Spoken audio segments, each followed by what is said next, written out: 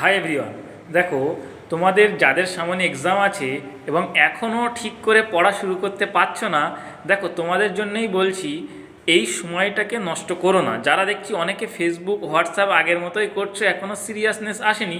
দেখো একটা জিনিস, দেখো যখন রেজাল্ট বেরোবে, যারা পড়াশোনায় ভালো বা খারাপ এটা ম্যাটার করে না, কিন্তু রেজাল্ট খারাপ হলে সবারই খারাপ লাগে, সবার মধ্যেই খারাপ লাগা কাজ করে। কিন্তু দেখো তখন আর তোমার কিচ্ছু করার থাকবে না যদি তুমি এই সময়গুলোকে কাজে না লাগাও। সুতরাং দেখো, এদিক ওদিকে সময় নষ্ট না করে এই সময়গুলোকে কাজে লাগাও। এক্সামের আগে পর্যন্ত যে কটা দিন সময় পড়ে আছে, এই সময়টা তোমাদের জন্য খুবই ইম্পর্ট্যান্ট, সেটা বোঝো ভালো করে, আর টাইম নষ্ট করো না। এবার ভালো করে পড়াশুনো করো, সময়টাকে কাজে লাগাও, তাহলে দেখবে রেজাল্ট ভালো হবে। তখন দেখবে অনেক ভালো লাগবে, তারপরে তুমি অনেক কিছু অপরচুনিটি পাবে।